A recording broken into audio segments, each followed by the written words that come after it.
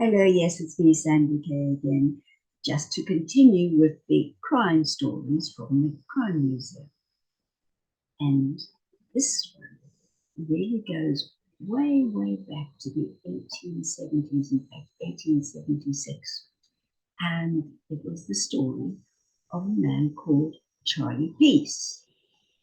An interesting man. I'm sure that you will find him interesting. I did when I was doing the research. So in the meantime, sit back. I don't know if you can relax, but enjoy the story of Charlie Peace, and that goes back to 1876 and the equipment that he used for his crime sits in the Crime Museum in New Scotland Yard. New Scotland Yard, London, England, an address that is known worldwide. Headquarters of the Metropolitan Police, guardians of the capital city against crime.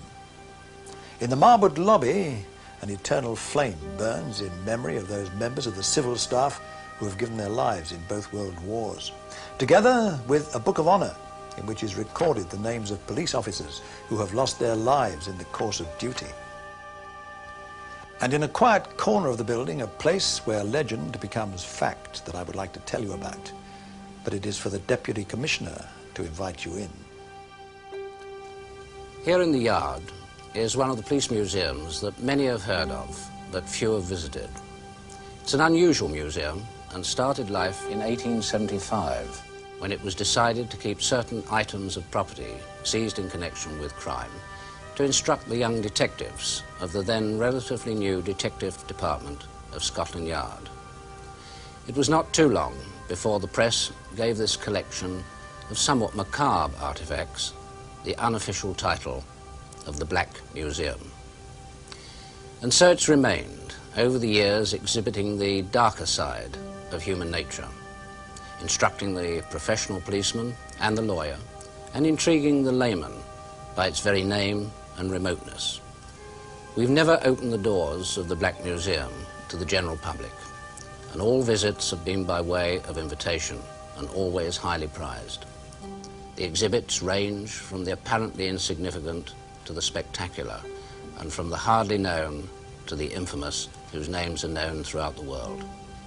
They have in common one thing: supreme importance to the history of crime and the criminal, as you will see.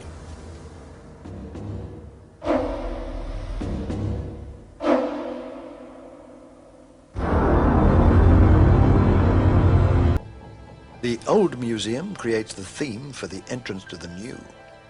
The gaslight, the Victorian fireplace, wall posters of the period. But now the tables display the modern weapons, knives, koshies, knuckle dusters, all presented as court exhibits, and now a frightening reminder of the violence of man. In contrast, the cabinet in the corner catches the eye. A violin in its case, property of one Charles Peace of Sheffield, amateur musician, professional burglar, eventually convicted murderer. A strange court exhibit? Not at all, for his amateur interests served his professional trade. Late at night, out came the violin, and the case became his toolbox. Into it he carefully packed these pliers, the screwdriver, these picklocks, this tallow, oil lamp, and an ingenious folding ladder. And Charles Peace was ready to go to work. What officer of the law, seeing the scurrying little figure clutching a violin case, would imagine him to be other than a musician hurrying home from a concert? His undoing? What else but a woman? In spite of his deformed jaw and pronounced limp, both legacies of accidents in his youth working in a Sheffield steel mill, plus a missing finger lost in a gun accident when he turned criminal, Charlie Peace had a way with women.